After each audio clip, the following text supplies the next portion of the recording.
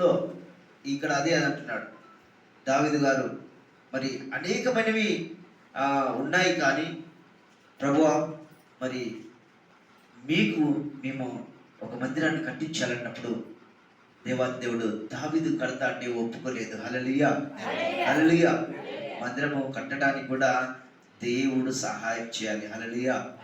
దేవుని యొక్క ఆలోచన ఉండాలి, దేవుని యొక్క ప్రణాళిక ఉండాలి. చాలా మంది డబ్బులు ఉన్నాయి కదా అని చెప్పేసి మందిరం కడితే మందిరము నడవదు.